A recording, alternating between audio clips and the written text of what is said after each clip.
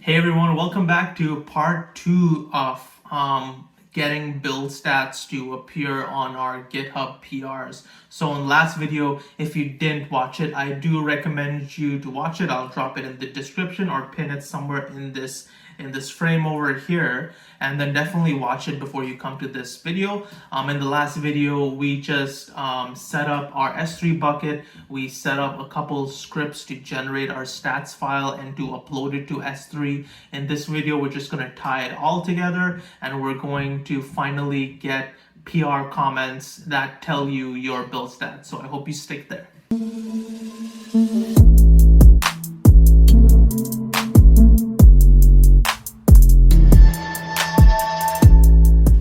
Okay, so now back to where we left off. So we created a GitHub action to upload our stats file. So now let's create a new GitHub action over here, and this will be PR bundle stats.yaml over here.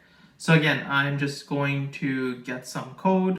So this is our PR bundle stats YAML file. So what we're going to do is we're going to validate this PR, and it's going to run on pull request. So whenever there's a pull request created, then this will run. So what this job states, it has the exact same things as it did in the first YAML file. So all of this is exactly the same.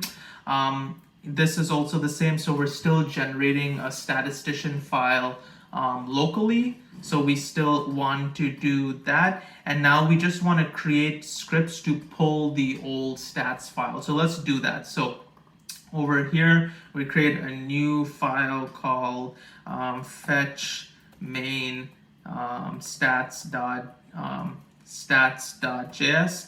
And over here, we want to basically just pull our files from our S3 bucket down to our local. So let's actually put some code in here. This code is fairly simple. All we're doing is we are reaching into our S3 bucket and we are copying the stats-main.json, and the dot just says just to pull it locally into the directory the script is getting run in. So over here, we're just doing that for both file and stats, and this is just a handle error function just to output if anything goes wrong. Okay, so now given we pull that in, now we want to compare the stats for between the stuff we pulled in from our S3 bucket to the stuff we have in our repo. So let's create another script over here called bundle diff. So over here, you will say bundle diff. This can all be one script too. You can definitely combine fetch main stats and bundle diff into the same thing. And over here, I need to change this dot to a dash. Okay, so so we want to create a bundle diff over here, and we want to let it take in named arguments over here. So all this we have over here, dash user, my name, the repo name, and the PR number. This is super important. It needs the PR number and the token. This is super similar to actually how it happens. So if we go back to statistician over here, the exact line that happens is it takes the user, the repo, the PR, and the token. So we're just forwarding that to the command. So let's actually go back to our bundle diff and let's put in some code. So this is the code that we have over here. So what happens is we are getting exec as usual, and we are using this minimist function, minimist package. So let's actually go and see what this minimist package does.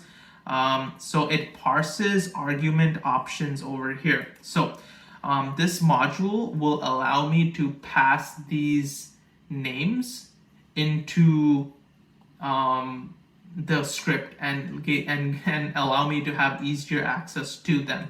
So that's pretty much what I'm using this for. So I'll go back over here and do yarn add --dev and paste that in here to get minimus, just to make sure the script will work. And now essentially what I'm doing is I am taking the command over here, yarn statistician GitHub request. I am comparing it. My from file is going to be the main file that I pulled from the S3 bucket, and I'm going to compare that to the one I generated locally. So the one locally is always called files.json. And I'm going to do the same thing with the bundle. So I'm going to take the stats.main that we pulled from the S3 bucket, and we're going to compare that to the stats file. And this stats file is inside our dist folder. That's the way our build script is set up. And then this is just a quick for loop, just appending the argument. So the way Minimist actually gets the arguments over here, it gets them into an object. And the first key is a underscore. So what I'm doing over in this code is I'm skipping underscore. I'm saying if the argument is if the key is underscore, then I just wanna continue. If it's not underscore, then I wanna parse the rest. I wanna pass them directly to the script. So I'm doing the key -- key and then the value for that. So that'll just append it to your command. What I'm also doing is I'm console logging it over here just to see what it looks like on CI, and then we're gonna execute it. So this is essentially everything we need to make it run. One thing you need to do though is to make sure where you see Floyd Jones 1 nt.code, make sure the user is the user of the repo, the owner of the repo. So in my case, it is me. And then the repo name is actually called bundle benchmarks PR example. So I'm gonna go over here and replace this with that. And my user is exactly the same. What it's going to do is it's also going to get the PR number. These are environment variables that GitHub has. You can definitely Google them. They have much more. And then finally, each PR comes with a GitHub token, so I don't have to add this secret. This has enough privileges to do certain stuff, especially for our use case. It has enough privileges to make comments. So just a quick breeze through to see if we have everything. So on pull request, we're going to check it out. We're going to get our S3 credentials. We're going to generate our statistician file, which is going to be files.json. We're going to pull our old stats from our S3 bucket. So this is a script that does that. And then finally, we're just going to compare stats, which also makes a comment. So let us push this up. Yeah, we have no excuse we have no reason not to push this up. So let's commit all of this. So let's commit all of this and git commit PR comments over here. So push that and git push orig. Okay, I should just do git push. So if you remember now, we do have a files and a stats up in S3.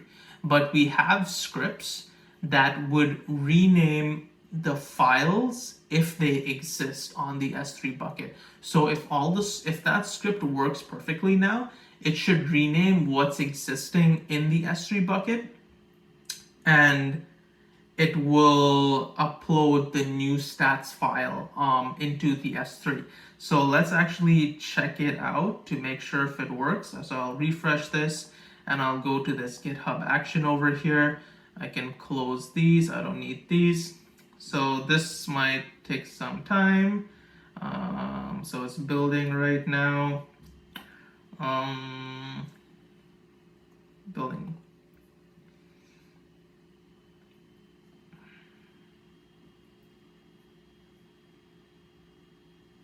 Okay, so everything worked perfectly. So it uploaded the stats. Now we can go to our S3 bucket and hope that it did what it did. And it renamed the files over here. So it renamed the files, but we don't see the new uploaded one. So there is something wrong with that. So let's double check over here. Okay, so I'm not sure what went wrong the first time, but we do have our files.stats.json over here. Our main stats over here. And if we go back to our upload stats, it says uploading and done uploading, which I added console logs over here. One thing that I may not understand completely is where these null and null values are from. Very strange, very strange. Maybe it is over here, but it's not an error, like it would print out something. But in any case, okay, so we got our main files up. This should do what it needs to. If there is any problems, please, you can modify this yourself, or you can make PRs against this repo that I will make accessible. Okay, so let's undo this right now, and let's now start testing our diffs. So what we're going to do is we're going to make a PR, we're going to branch off, make a PR, make some changes, and then push. So let's do that right now. So git checkout b testing bundle diff, and I'll just make a small change somewhere. I'll just add a new variable of const number is equal to max. What's it, integer? Okay, I'll just do 1,000.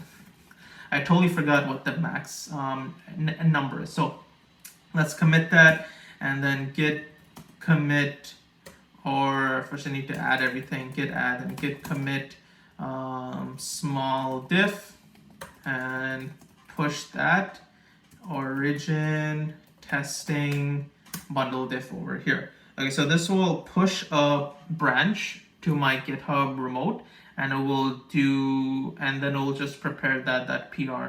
One thing I'm going to do is just double check to see if everything looks good. We are creating a statistician file. We are pulling the old stats, so fetch main stats from this script over here. So we're fetching the main stats, and we are finally just going to compare the bundles. Okay, so cool, everything looks good. So let's go back over here, build benchmarks example, and let's create this PR. So create this PR. There's going to be a one-line diff, and fingers crossed that the GitHub action kicks in. Yep, there we go, GitHub action is kicking in. And you can see here the name of the GitHub action too. I named it validate PR, so we can make sure it's running the correct PR as well. So let's just see how this goes. Okay, as usual, there is an error. So I remember this is not called just statistician. It is called statistician generate. So I'm just going to grab the file name over here because it had no problem over here. And just so we can see what's going on, right before it does a compare, I'm going to do another run.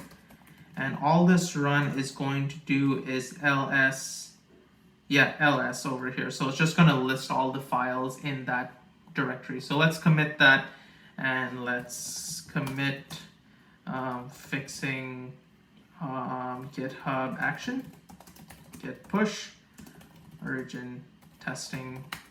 Okay, so now let's see how this goes. So let's restart this, and then there is a GitHub action getting kicked off. So let's wait and see how this goes. Okay, so everything ran smoothly. And what gives it away is that you see a little one notification over here. So that's good. So let's click that right now. And we do have our output getting spit out over here. This is not anything detailed because we just added one line, and that one line is not going to add any diff. Like that's not even a byte, or that might be a byte, but it's not worth showing it up over here. So what we're going to do is we're going to test this out. What we're going to do is we're going to import 3JS. We're going to import 3JS, and we're going to just put some canvas stuff inside the file, and we're going to see if we see a bundle diff. So you can use your own methods too. So let me go over here. Let's do yarn add react 3 fiber, and then we will go to our index over here, and we're just going to import canvas. So we got canvas, and canvas should be heavy enough to at least trigger some differences. So I'm just going to delete all of this, or Control-KC, comment that out, and I will just put canvas over here. So Canvas shouldn't take any arguments, but it might. Okay, so Canvas requires a thing, open, explicit open and closing. So Canvas does that, and children must be of type blah blah blah. And just to make Canvas happy, I just added some fog over here. So let's see now if this triggers a bundle diff. So we imported React 3 Fiber. Let's do a yarn start to see whether this will cause any issues building, because I don't want to be surprised. Can't resolve 3. Okay, so we also need to get 3. I said it's good to check. So yarn add 3, so we can get 3 as well, because 3 is the main library that React 3 Fiber tries to abstract. So let's do a yarn start and see what we get now. I just want the application to boot up. I know the page will be empty, but it will be empty with some heavy loading. So let's go to inspect, body, root, that. Okay, so we do have Canvas showing up right here. Okay, great. So now let's push this up. So this seems like enough code to get it triggered. So git commit adding 3.js and git push over here. Up, git push origin, the branch name, testing, bundle diff. Okay, so now this makes a commit to our PR, and now we should see, we shouldn't see it. Maybe it takes some time to show up. Oh, there it is. Wow, that's really weird. It took it took longer than usual. Okay, so now let's go over here, and this is our GitHub action. So now this is getting kicked off, and I pray to the demo gods that this triggers a diff. So what should happen now is that we added 3.js. So in a regular development environment, developers are adding features. Front-end people, generally feature-oriented people, usually aren't too cognizant, and for good reason too, right? We're trying to ship features. We're not trying to focus on, we're not trying to focus on the developer experience, because that might not be obvious to us in the first bit, especially when we're developing locally. But now, with this, every commit that a developer would do, they would see a significant change. If they imported something big, if they bundle split it, if they code split it incorrectly, they should see something off. So let's go back over here. And whoa, look at that. Okay, so see what's going on. So we have imported a bunch of modules from React 3. So it says React 3 Fiber, Reconciler, Tiny 3. I know we didn't explicitly install all of these, but React 3 and React 3 Fiber has dependencies that Node would automatically import as needed. So over here, our bundle size went up 152%.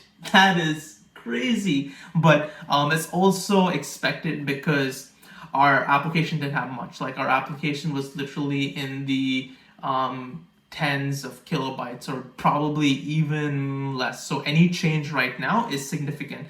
And what's really cool about this is that it deletes the previous bundle diffs. It only keeps the most recent one, which is cool, right? The most recent commit is your gold standard for what you're trying to push to master. So all your previous stuff doesn't necessarily work.